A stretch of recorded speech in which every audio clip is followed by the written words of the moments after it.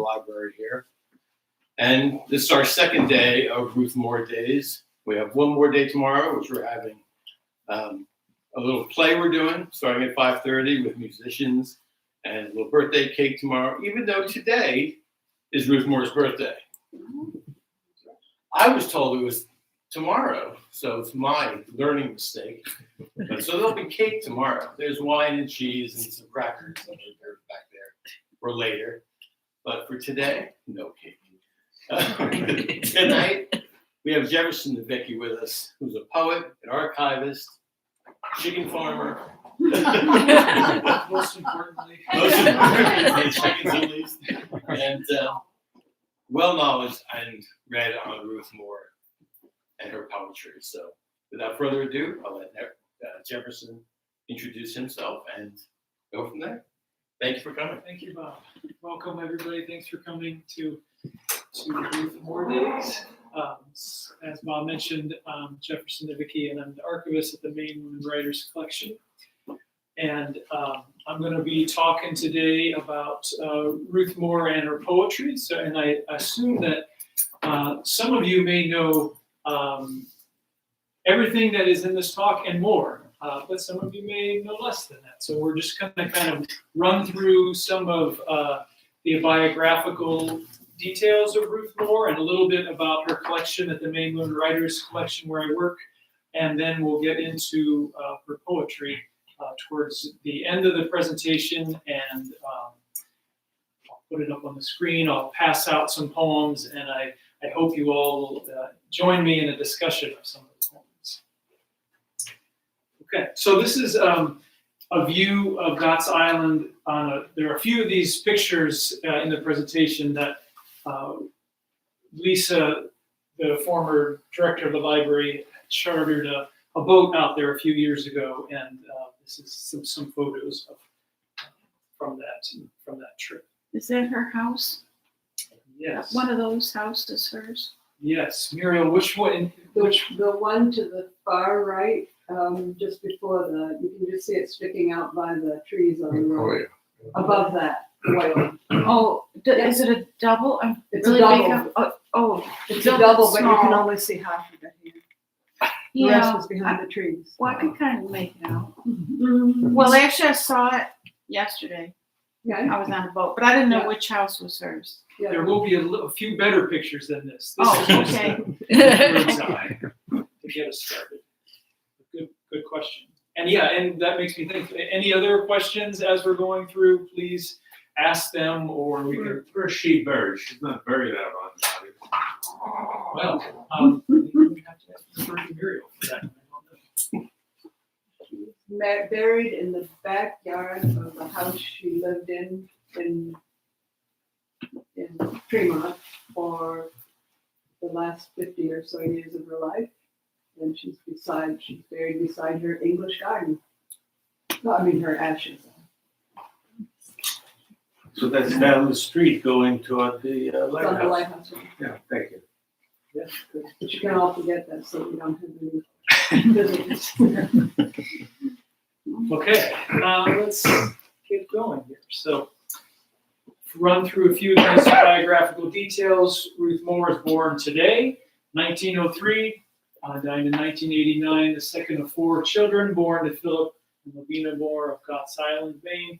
She was the fifth generation of Moores to be born on the island. Moore attended the island's elementary school. Since there was no secondary school on Gat's Island, she went on to Ellsworth High School on the mainland and boarded with relatives. What did her parents do? Her father ran the post office and the general store and was a lobsterman. And the mother was a homemaker. Yes. So then in 1925, she graduated from the State Teachers College in Albany, New York, with a degree in English, but soon discovered she didn't really want to be a teacher. In 1926, she worked as a secretary for the NAACP founder Mary White Ovington, and in 1930, Moore worked as an NAACP investigator who unearthed evidence that led to freeing of two African American youth I just found out today, I thought it was Mississippi, but it's Arkansas, thanks to Muriel's tip. They were accused of murder, and that is a whole little side note of Ruth's biography that I think someone is going to really do some good work to shine more light on. And in 1927, her parents left 𝗏𝗏𝗏 Island. In 1936, she started work for the novelist, very popular novelist Alice Tisdale Hobart.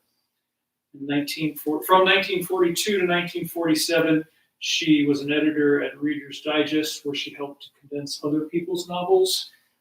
And during that time, while she was at Reader's Digest, her first novel, The Where, was published in 1943. And a few years later, 1946, Spoon Handle was published, which spent 14 weeks on the New York Times bestseller list. 1947, she moved with her partner, Eleanor Mayo, to the house that they built, as we mentioned, down the road here. All told, there are 13 novels, 3 books of poetry. The books of poetry, Times Web, which I saw a copy back here, Times Web, from 1972. I'll show, there's be some pictures of these here in a moment. Cold as a Dog in the Wind Northeast, from 1973, and then The Tired Apple Tree, posthumously published by BlackBerry in 1990. They made a movie she didn't like, Yes. and which one was based on Spoon Handle? Spoon Handle, yeah, Deep Waters. Yeah, Yeah, Dana Andrews, was it? Yeah. Yes. Roberta Peters. Great. Yeah, I will outsource all of this knowledge. So I was coming here, and it was definitely the feeling of like, there's going to be a lot of people who know more than I actually saw that movie. you did. Okay. What did you think? Sorry? What did you think? I liked it. She didn't, I understand, but I liked it. Right. Yeah. Gave her a good bit of money, so that helps. Right. Yeah. It's a nice movie. It just doesn't follow her book in any way, shape, or form. Right. Yes, it's that's the head scratcher. Like Anne is not even a writer, and she's just kind of taking out the story. So, yeah. Okay. So then this kind of moves us to the next stage. So towards the end of Ruth's life, her books fell out of print, and she kind of fell out of favor in some ways in the publishing world.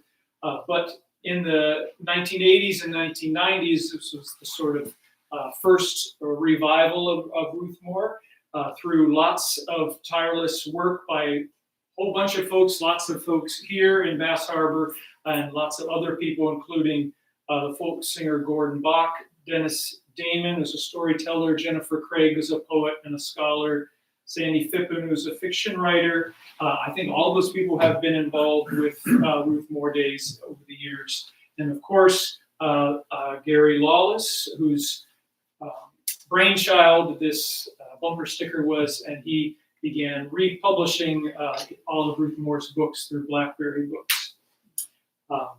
And this was the bumper sticker that this is how I found out about Ruth Moore in 2007. I moved. I grew up in Ohio, but I moved to Maine in 2007 from New York City, and I was living in Portland, and I saw on the back of a car a bumper sticker that said, "I read Ruth Moore," and it happened to be in a parking lot. And I flagged down the woman whose car it was, and I started asking her about Ruth Moore. That seems like definitely a kind of thing that I would like to know about, new to a place. Like, what is the literature around here? So we started talking about Ruth Moore. She told me as much as she knew, and in fact, she was in the process of going to library book sales, yard sales, buying as many Ruth Moore first editions as she could get a hold of. So she loaned me a copy of Spoon Handle, which I loved, started reading the other ones, and became a huge Ruth Moore fan after that. And an important part of that story is that then a few years later, I married that same woman. Ruth Moore was kind of one of the reasons why we got together. Oh, wow. Yeah. How many first editions are there in your house? I think we have like 7 or 8, I think. You. It's hard to find them now, so if you happen to come across one, you're lucky. And then, of course, you never know where you see a bumper sticker.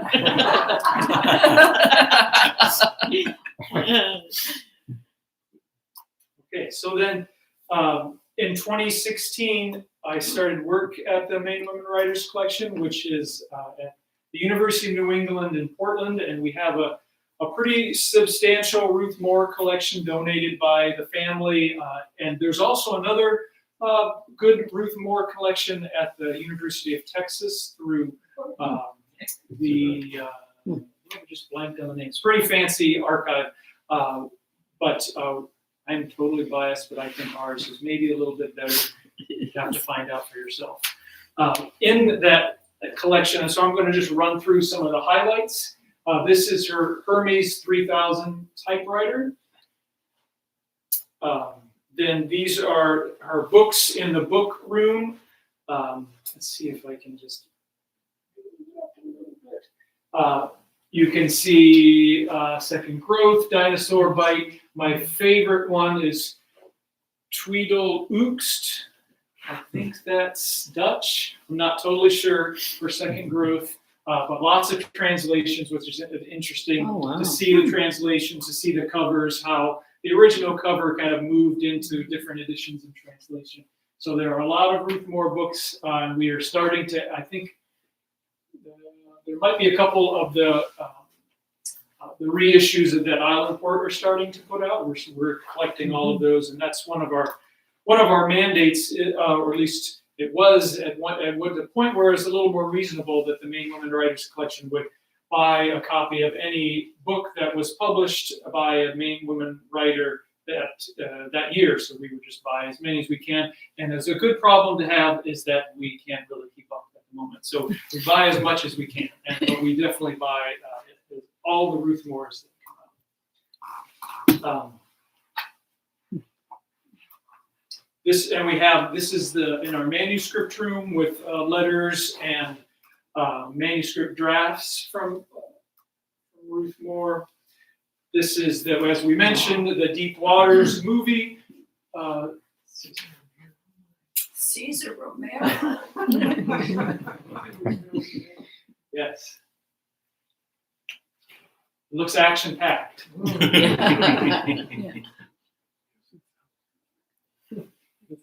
And also these scrapbooks that Ruth kept from the first edition of Spoon Handle, and you can see the bestseller list where if you could zoom in enough, you could see Spoon Handle in there, and there are a lot of reviews and a lot of newspaper clippings, and there are quite a few scrapbooks.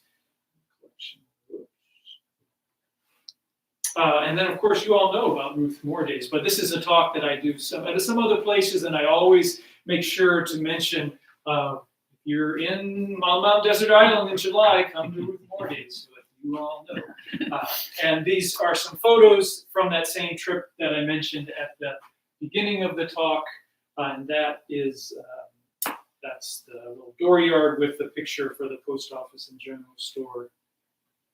There's a somewhat poor quality, but the picture of the house. A few photos of the post office inside, the general store, and the view on the absolutely most magical day to visit. Oh, and these are all I should credit. Not only credit my wife, Sarah, for introducing me to Ruth Moore, but all these pictures. Okay, so then this is kind of getting into the poetry side of things. So certainly she is well known as a fiction writer, but in this documentary where this is quoted from, which is a really excellent documentary called I Have Seen Horizons that was produced, I think, in the 90s by the University of New England, short documentary. You can find it on Apple Podcasts or different venues. And in that documentary, it's her poetry that was most important to her. She just couldn't make a living doing poetry. And as a poet myself, I feel like, oh boy, that is a familiar subject. So when I heard that, I thought, that's interesting. So that started getting me looking into some more of the books, of which we have just around the corner at the Maine Women Writers Collection.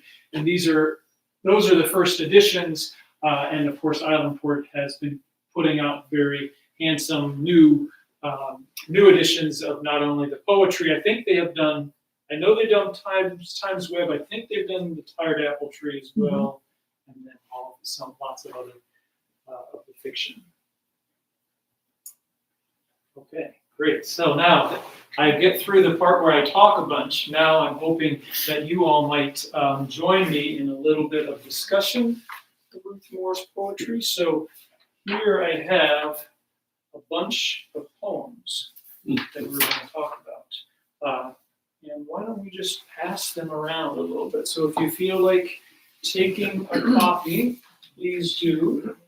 And as we run through these poems, I just want to encourage, you don't have to be an expert on poetry or literature or a poet yourself to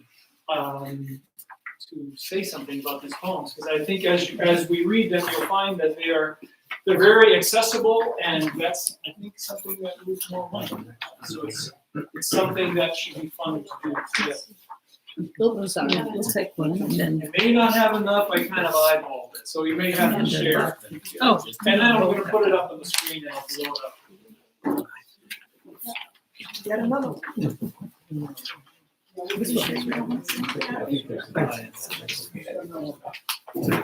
I've got two copies. Okay, so this is the offshore islands from the 𝗕𝗘𝗙𝗙𝗦𝗢𝗡. And I hear that Bob read this last night at the Poetry Slam, so maybe some of you were there, get to hear it again. Does anybody feel like reading a poem to us? Or a verse. Yes, a verse. Read the whole thing. Read a half of it. Anybody volunteer? Yes, please. I'm happy to do as much or as little as you want. Great. If you would like, read the whole thing. Okay. The offshore islands. The offshore islands belong to themselves. They stand in their own sea. They do not inherit, they leave no heirs. They are no man's legacy. Blazing volcanoes, cooled undead, marked nowhere a boundary line. The rise and fall of oceans left, not one, no trespassing sign. The money was never minted, the clutch of its greed so strong. It could honor a deed, to have and to hold, and keep these wild lands long. The first summer people were Indians. For some 5,000 years, they built up shoreline shell heaps before they lost to the pioneers. The white man took what he wanted. He had privilege, laws, and guns. He made fast his own boundary lines, and his property went to his sons. From the west, they hailed in tobacco boats and the high-sterned pinkies Essex made. In harbors where water was deep enough, their schooners carried a coastwise trade. Their homesteads they made were sturdy, but those who built near the shores had to dig if they didn't want Indian shells all over their cellar floors. Then time slipped by, and as inheritance does, they felt the mainland's pull. They abandoned their homes to rot away, and their cemeteries full. Theirs was the time of history, and written records show that they hold on their offshore islands began less than 400 years ago. Now comes the era of real estate, of the $100,000 lots, of the condominiums side by side along the shoreline's choicest spots. What follows the time of developers, no human voice can tell, but the silent offshore islands know, and they handle their mysteries well. They speak with a voice that is all their own, and this is what they say, that they talk in terms of 1 billion years, that they now that their now is not today, and the ghosts they brought along with them have never gone away.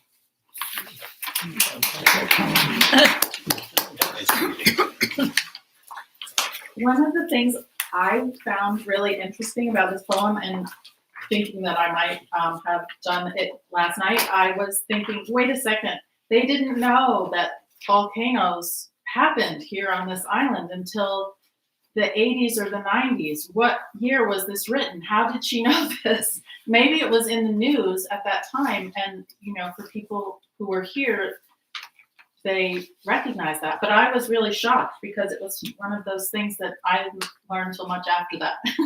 Yeah. So it felt like it was kind of ahead of its time. Yes. Yeah.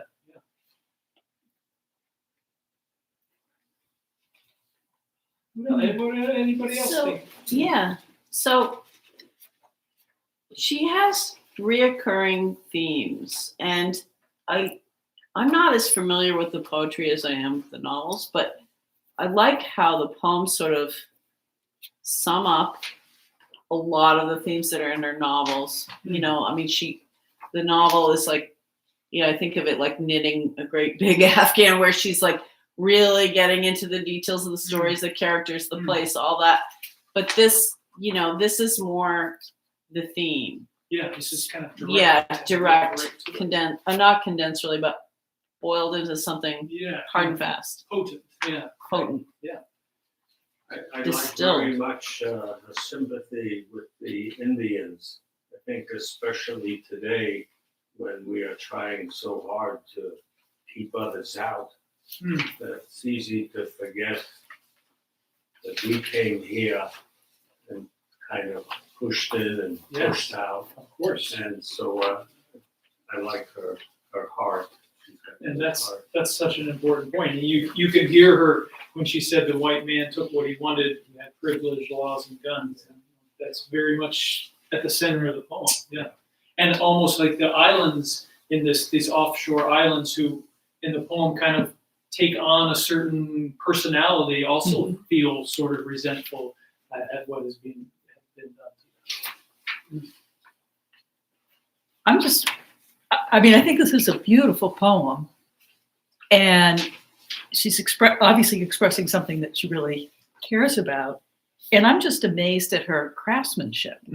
The fact that she can put all of these ideas and the rhythm and the rhyme works, to me, is just like, wow, she must have really had to work on this. Yes. Yeah. Yes. Yeah. Well, and Yeah. you mean the rhyme is there. You can both hear it, but it's not Yeah. overpowering in a way. Right. Yeah, It's- exactly. Yeah. Very, Yeah. very well done. Yeah.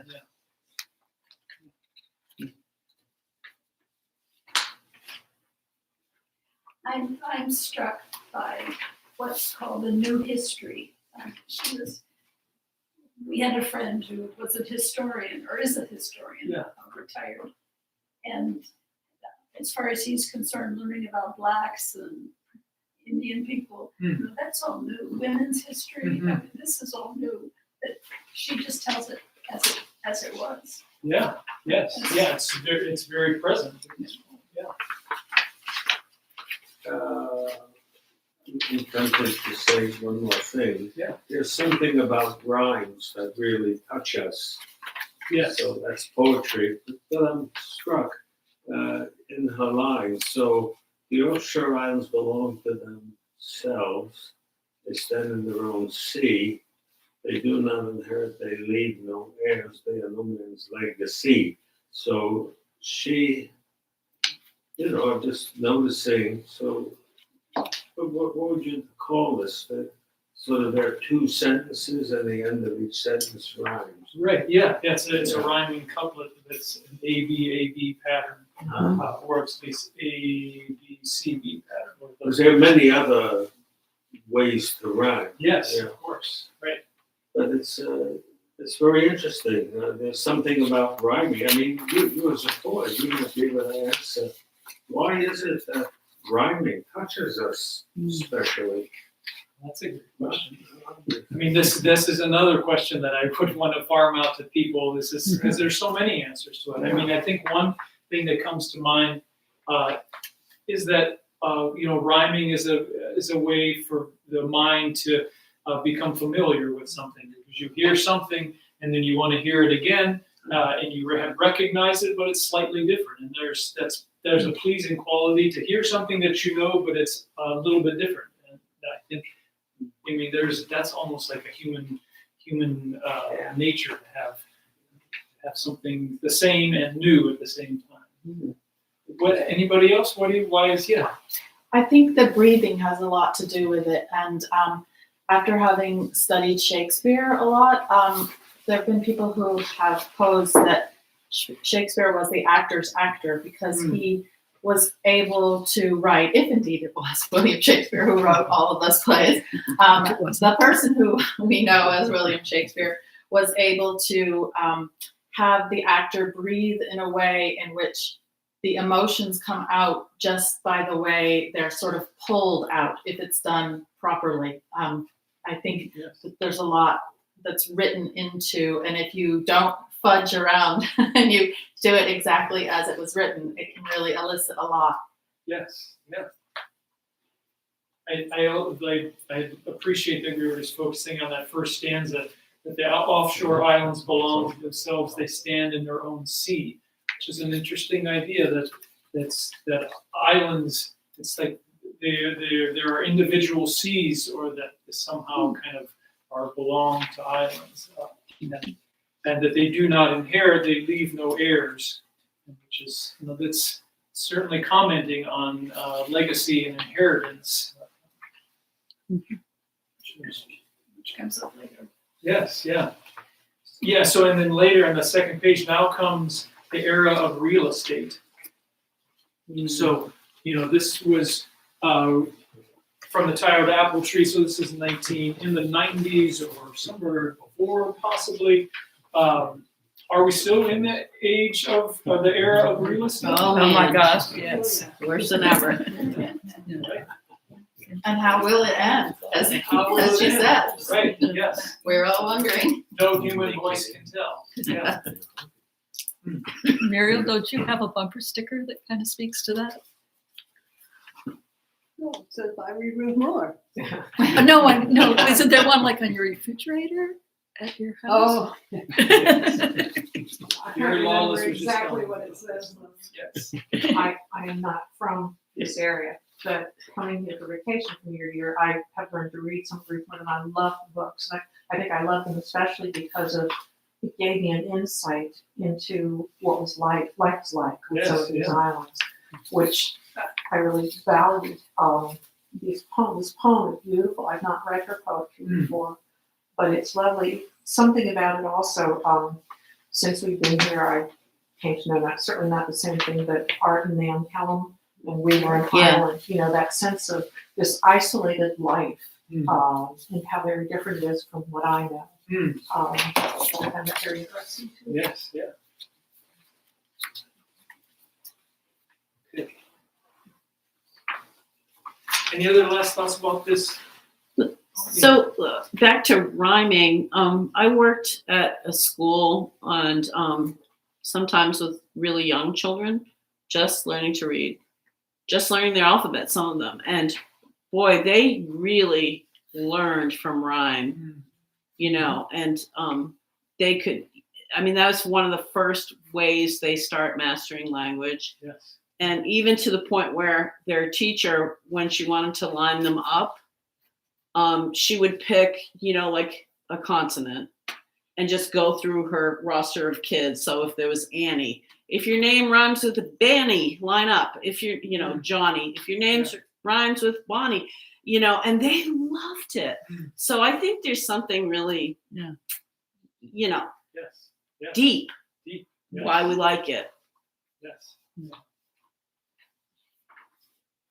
Okay, so our next poem, rather than me read it and not do it as much service, justice as I hope Gordon Bach will do. Yes. Oh. Okay. Are there any recordings of her voice? Yes. Because, with this AI, she'll be able to read her own poetry, and we'll be able to hear her do it. Yes, kind of magical and weird. And scary at the same time.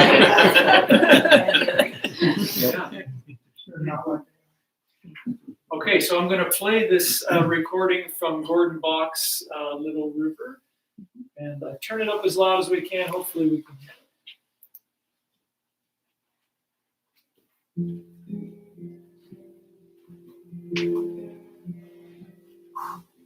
Little river, light and whistle, cry no more. Sleepy song from the breakers calling me back to shore. Whistle soft to the silver river. Whistle and low to the throbbing sea. Whistle and low to the moon and the morning. Not to me, never to me.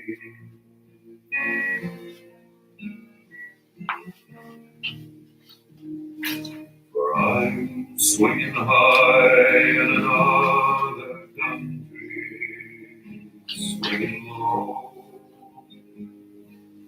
playing it easy, the dolphins follow me where I go. Whistle and low till the flood tide making. Whistle and soft to the wheeling sun. Whistle a while to my girl's heart breaking. She'll remember she was the one.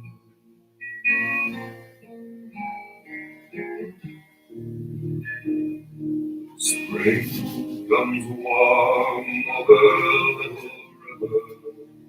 Storm comes black. I was headed home when the Indian giver took me back. Whistle and high to the gray-haired breakers, where the secret over the great shoals ran. Whistle the world that was in my pocket when I had pockets, when I was a man.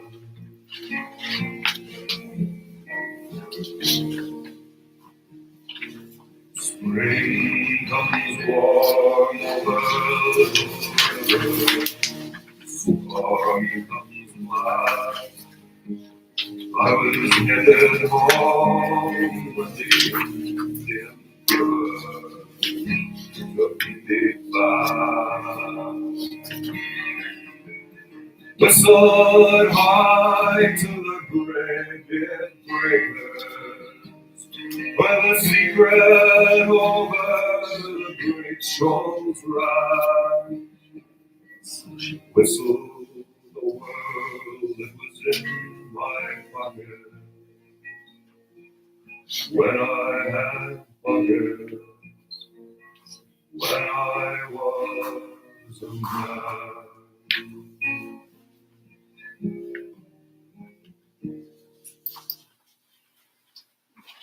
So excuse me, she wrote poetry. Is this a song she wrote? That's a song? Well, Gordon Bach set it to music, and so wrote the music and brought it to life with the music. But did he change then the organization or? Just No. just repeated that last stanza, which once it officially finished, how could you stop? How can you stop Gordon Bach playing that? Play it through one more time. So, Gordon Bach. yes, and so if you're unfamiliar with Gordon Bach, really magical folk singer that's lots of fun to get into. But I mean, excuse me, I'm going on, but this is not classic poetry. So what was she writing here? I don't quite understand. I don't know, other than this, this was the poem that she was bringing into the world. And I mean, it's certainly, as you can see, I mean, it was written with music in mind. I guess, You know, and maybe the real gift of it is the resonance of that song when it brings to life. I mean, there's some I don't know exactly how to say it, but there's like some real deep heartache in that song that comes through Gordon Bach's voice and the music that you might be able to pick that up reading it on your own if somebody else reads it, but it really comes through. But I mean, did she know a singer when she wrote that? And maybe wrote it for a singer? It's possible. I'm not sure. I don't know that. Yeah. But you had a quote up there, one of your things from Emily Traskey, Yes. who is also her niece, Yes. is a musician, as actually a trained musician as well as a physician. And she used to put some of Ruth's poems to music. And I know she's done this one. And so Ruth may well have written it with that kind of Yes. thing in mind. And then somehow. And by the way, I take it back that this is not poetry. Of course it's poetry. It's all kinds of poetry. Right. It's just not a portrait. Yeah. Right. Yes. Yes. I saw I was just going to say the music comes off the page, Yes. even before we hear this. Yes. Yeah. Yeah. When from the words in the story, like, would anybody have any thoughts of this as a poem? Anything that kind of seems particularly moving or striking in some way to you? I've never read it before, so Yeah, I found great. it perplexing. Yes. Well, You know, I was visualizing the little river lighted whistle. I said, well, that must be like a buoy, something by Yes. the river. yeah. Cry no more. I said, wait a minute, Yeah. are supposed to keep. Well, the Little River Lighthouse is on an island in the mouth of the Little River in 𝗏𝗏𝗙𝗏𝗏, Maine. So that's kind of places it as a place. And then you say, but cry no more to me, never to me. Yeah. I wonder why. Why? Yeah. And would anybody have any thoughts about that? Like, why does this narrator not want the lighthouse to cry to them? Well, I had the sense that when it talks, I was headed home when the Indian giver took me back, that it might have been the demise. Okay, and that he would cry no more because they were no longer in I'm not existence. alive anymore. But I didn't realize that until the last verse. Well, right. Well, I mean, it is right at the start. You know, not to me, never to me. And then the swinging high in another country, swinging low. It sounds like he's having a great time in some Yes, other country. right. Yeah. Heaven. Yeah. Lady Cool and dolphins. Do they have dolphins in heaven? Why not? Why not? This version of it, yeah. You know, look at me. I mean, who cares? But because I was taken up with the music, I did. Of course, it's rhyming. This is a rhyming poem. Yeah. Yeah. But Making, breaking, Song some about More River I'm giver. confused. I like the way Yes. it's so, you know, I don't know I can't think of the right adjective, but you know, it's very mournful, it's very natural till you get to the end. About pockets. I mean, what a practical thing that only a Yes. human being cares about having. Yeah. And I just love the way I love that. Yes. You know, like it's like, well, what differentiates, you know, the man from the rest of the universe? Yeah. I think it was one in a movie. Yeah. They said the ability to accessorize. It might have been Dolly Parton. I don't know, but you know, some say opposable thumbs. And Ruth saying pockets. Yeah. I mean, that's a great point. That transition from whistle the world that was in my pocket to when I had pockets, it's really striking. Yeah. It kind of like pulls the rug out from under you. I think it's my favorite part. Yeah. Oh, no question. I kind of look at this as a seafarer, which I am, and you go up and down the coast. One of the conundrums is she's talking about a whistle buoy, a lighted whistle buoy, and they do light them, but the whistle buoys are way out at sea. And one of the reasons they're way out at sea is because they need waves to compress air up through this thing that makes the whistle. And it makes the most mournful, sad sound. There's nothing like a whistle buoy out at sea. It's almost enough to make you cry if you're not already seasick. Yeah.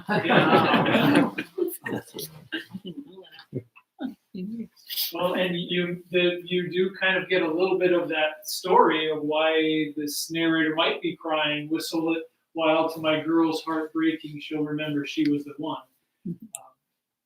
And it's, whatever this story is sketched out very lightly, but it's not a happy one. Yeah. As a show. Yeah. That's where the whistle. Yeah. And I think that's part of the real beauty of this poem is how lightly it's sketched out, but how fully you can feel it, and how it doesn't take much imagining to imagine what this romance maybe could have been, but wasn't for various reasons.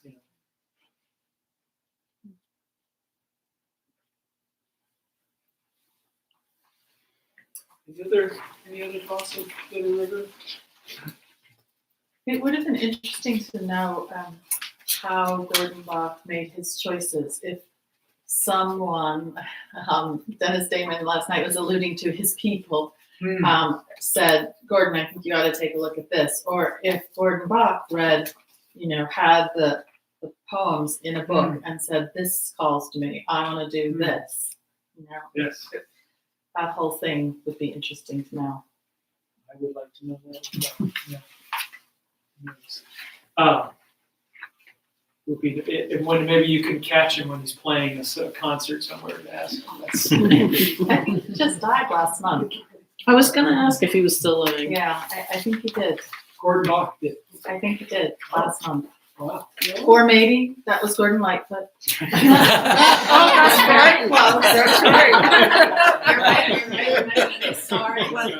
Peter.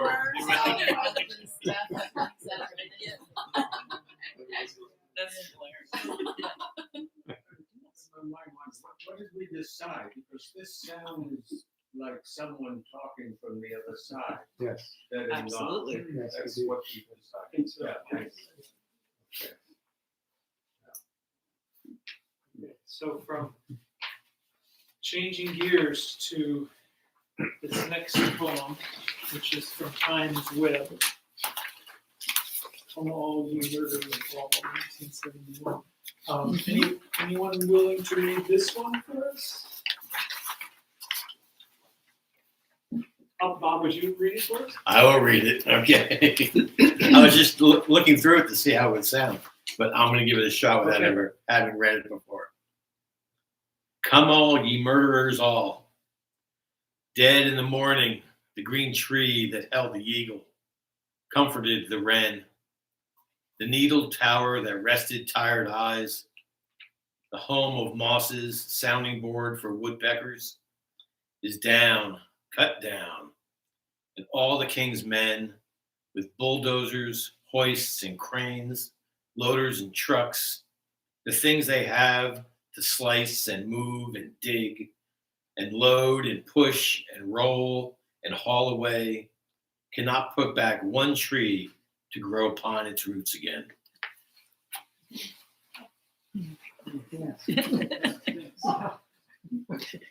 Sad. Yeah, it's another sad.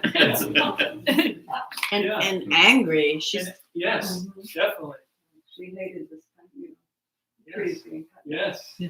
I mean, I think it's kind of a, whether it's primarily sad or primarily angry poem, they really both vie for the primary emotion in this poem. Well, it's a brutal title. Yes. yeah. Yeah.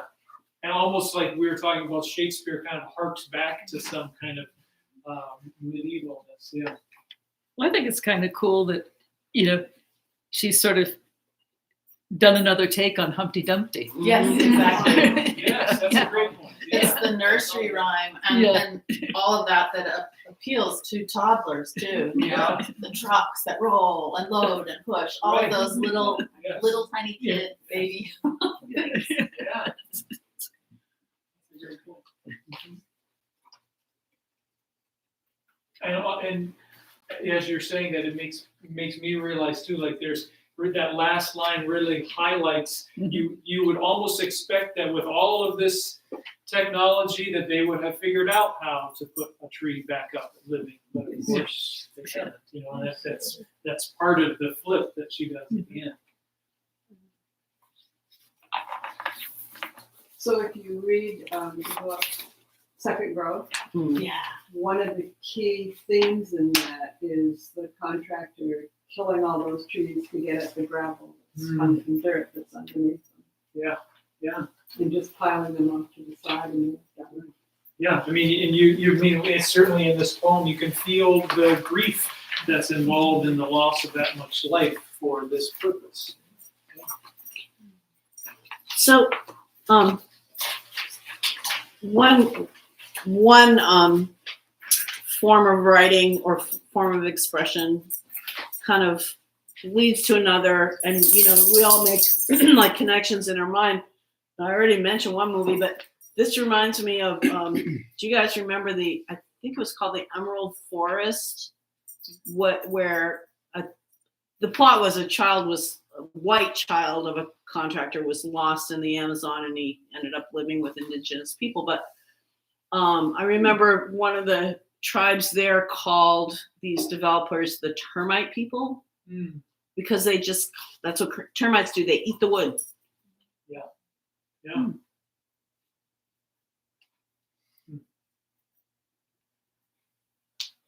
And I think maybe one last note is that you notice this is a very different style of poem than the last two that we have seen. So Yeah. Just something to note. Okay, so let's look at this last one. Oh, I love this one. It's definitely a fun one. Would you read it for us? I'll try. I'm not very good at that, but I have heard this one before. To a contemporary poet. Oh, use the simple words, for God's sakes, do. I wade through swamps and jungles trying to read you. Where do you begin and where do you end? A simple comma somewhere could be your best friend. Punctuation, after all, or so it seems to me, is only a tool, easy to use, and it comes free. If sentences butt together like cats on a parlor mat, I struggle to get your meaning, whether it's this or that. Have pity on your readers, for word gets around. It spreads that all of us poets are a batch of eggheads. That's pretty fun. You did a great job. So this is also from the Tired Apple Tree. Yeah. So what a fun poem. Yeah. Yeah, definitely. After some of the other previous poems, it's a little bit of a change. Yeah.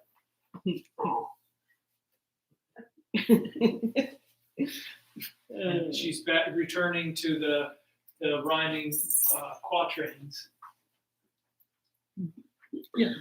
Any particular lines that kind of jump out that you appreciate? I do like the one that says, if you were talking about single lines, I do like a simple comma, somewhere. Yes. In case you need an example. Good point.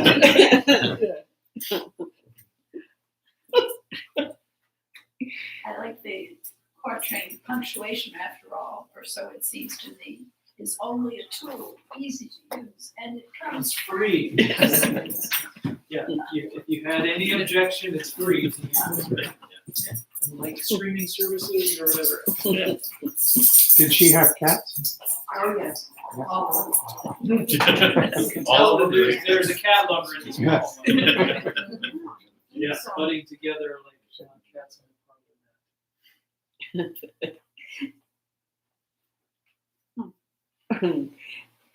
Could you read us one of your poems? Oh, I would be happy to, but maybe at the end I would. Yeah, there are a couple other things. This is so funny. Let's see, what did I say? Oh, any other little lines that anyone else kind of appreciated? All of it. The reason why I wanted to put this at the end was that, you know, this is a lighthearted poem, but it's so clear that she's saying that that all of us poets, you know, that she's a poet, which I think for a lot of people who know her fiction might not know that, you know, and so clearly she's identifying here as a poet. And one of the things that I find remarkable, because I read your poetry, I read quite a bit of poetry now, and it's not an easy task. I mean, I've written poetry. It's not an easy task to rhyme, quite honestly, to make it sound right or to make it even sound like the first one we went through, the offshore islands, is a story. I mean, it's not like she's just writing a poem and you're reading it just like Jack and Jill went up the hill. I guess that's a story as well. Now that I think of it, jeez. But it's a much more meaningful story. Yeah. Maybe, I don't know. And it's not easy to make those words rhyme and to keep somebody's interest that they actually want to finish your poem. It's sad to just jump off and say, this is ridiculous. Yes. Yeah. And so she even does it with fun ones as well. I guess you could get through and say, oh, I enjoyed that one. Nobody died. And trees no trees died in the making of this poem. I think you're right. You could tell that she had fun in writing this one. I think we've all had the feeling of reading a poem and thinking like, what just happened there? Did she have a hard time getting her poems published? That's a good question. I don't really know. Mira, do you know anything about her publication history? I don't know that she published some in magazines. I don't think she really tried to until Gary Wallace encouraged her. Yeah, right. Although the ballads came out before Gary, and she got to. I mean, I know that you're right that Gary really wanted to publish the poems, the Tired Apple Tree. That was the thing that he wanted to bring the novels back, but that was something that he really wanted to focus on. And I mean, I think probably the honest answer is that if you could make more money, there was more market for fiction, so it's always a little harder to publish poetry.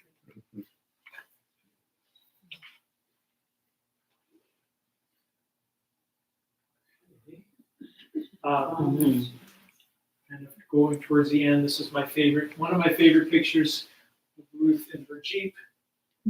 I wanted to mention, so again, that documentary, I Have Seen Horizons, was really good. Island Port Press, which are just putting out Ruth's books, Times Web, Tired Apple Tree. And then maybe some of you might know this, the Lesbian History Trail of Mount Desert Island, which is a project that Carolyn Gage and another person, who I'm forgetting who it is, have created walking trails, and Ruth Moore and Eleanor Mayo and all kinds of other people on there. So maybe, I'm sure some of you know this, but if you don't, it's a great resource.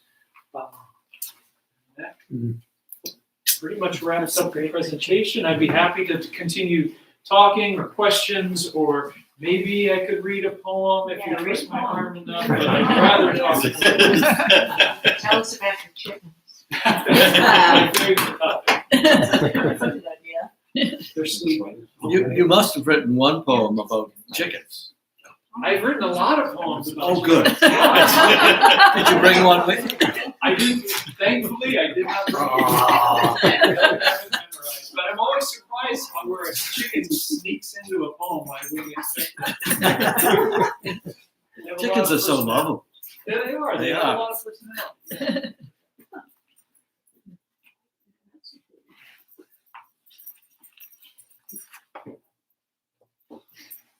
It's a darling. She asked if you would do Oh a yes, poem. yeah. You know, and I think as soon as you mentioned that, I think I'll read the one that Bob read on the radio It's a beautiful one. Yeah, I really liked it. a couple days ago, was it? It was Tuesday. Yeah. Tuesday, yeah. And I think this one is even It's got to mark there. I was going to read it last night, but I think this is meant to it got so full that I didn't have to. and it's a poem that's about it's a poem about taking care of books and literature and how we're all kind of in together, keeping literature alive. So it's called The Library of the Forest, and it was. I mean, let's just say one other thing was that the Library of the Forest is a phrase from a Spanish artist named something Miguel Blanco. And it's a real thing that he creates these libraries out of forest material and kind of stages them and takes photographs. So it's a beautiful, beautiful thing. But that's what inspired it. So many years ago, when it was first put here by those who believed in the magic down the moss, the words formed by lichen that told of how it used to be and how to keep the green green and the tilt in the rock, we were not alive. We found it like this. The books live well in the library of the forest. We haven't added anything we didn't think it needed it, and so our stewardship is to read on the mossy reclines, to make our way through the volumes left to us. I have taken science and she has taken literature, and we will meet in the middle where the birches bend below the rotted pine. She tells me what I've missed. I read to her my favorite passages earmarked with a sap cluster that will last for a very long time, but the forever we have always envisioned does not forever as no forever does, so we must plan. We don't know who will find the library after we've gone. We wish we could know, could find the right people to take over the task of green and reading. But we haven't seen anyone for years upon years, just deer and squirrels and the occasional edible mushroom that by now feels like a fellow living creature. We're tired, but we're not done yet, but soon will be. We know the library could sit dormant for years, and of course we worry, but we tell ourselves we found it once by chance, and so can others. It only takes the few to carry on the work of reading, of holding this living thing in your heart.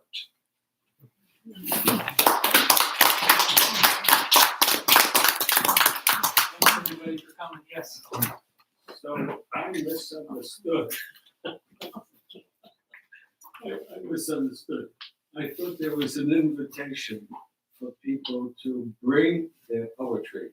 Yes. And Charlotte has suggested that I sit and keep quiet, but I think life is to be experienced, and this will be an experience. Get up there, Ron. So for tonight, I wrote a poem fast, so I fear the applause won't last. Folks will think that I am terse, but that's my idea of verse.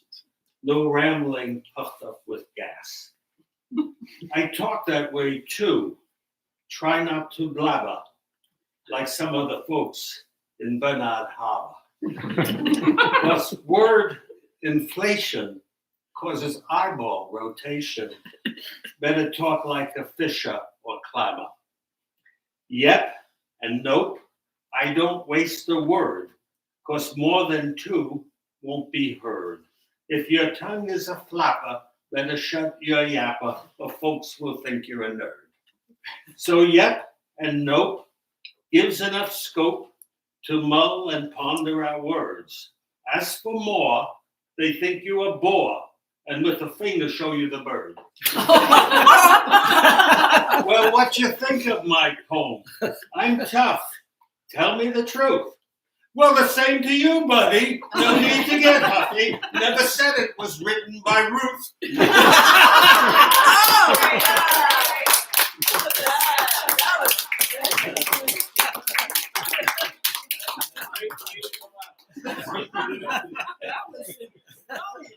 Oh, right. You're a day late. We did that yesterday. Poetry slam, but I'm going to get you next year. We'll sign you up first. Jefferson, I want to thank you very much for coming tonight. Thank you all for coming here. Read Jefferson's poetry, read Ruth's poetry, and read Ron's once in a while.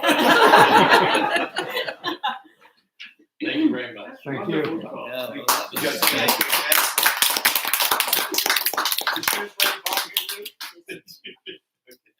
There's refreshments back there, some food, and stick around for a while. Yeah. Yay.